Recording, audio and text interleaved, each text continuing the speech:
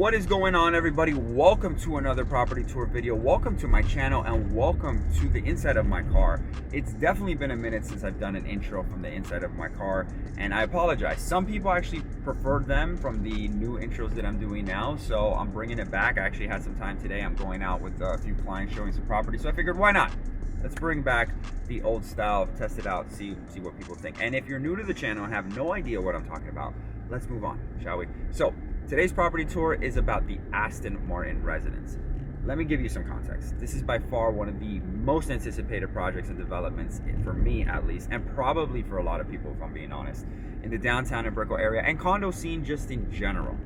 This thing was announced back probably before 2017, but I recall it in 2017 when they broke ground. My office, my real estate office, was just next to it in the One Miami building, literally the building right next to it. So I recall the entire process from the time it started construction to the time that obviously they got a few floors in to the time of top off. And then throughout that process, my broker, Severa Real Estate, was the head agency in charge of the pre-construction sales. So I took many a client to the sales gallery to preview rather the units that they were selling, and they were gorgeous, stunning, amazing. Look, the biggest thing for me is that I love the Aston Martin brand. I think it's a great brand. I love the heritage, the pedigree, the exclusivity, the luxury, the design, the elegance, everything. And so I was enamored by the fact that they were announcing that they were getting into the real estate game. Now you got to think, back in 2017, luxury brands such as Aston Martin getting into the real estate space was not something as commonplace as it is today. As a matter of fact, I believe, at least from my recollection, they were the first, or one of the first, that were doing getting into the real estate space in that way.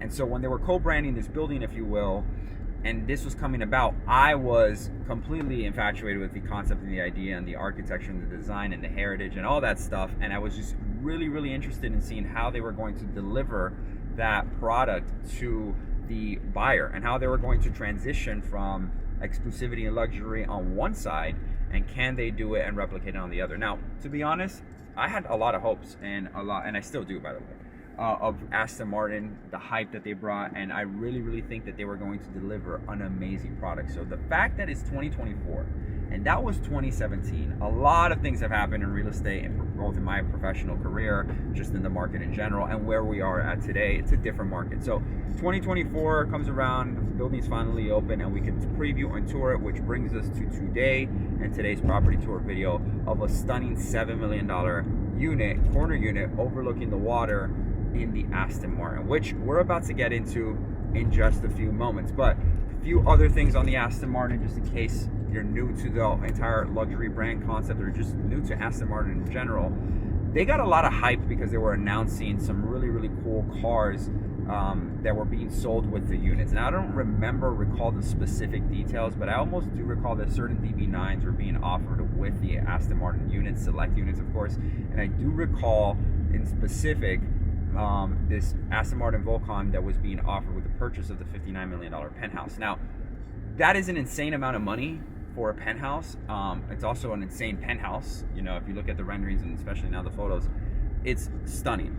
But $59 million is still $59 million, and this car was one of a kind, and they had it posted, or rather positioned, in the sales gallery. You can actually tour it, you can see it. I'll try to find some B-roll and footage because I do recall me taking a video of it too when I took a client to the sales gallery.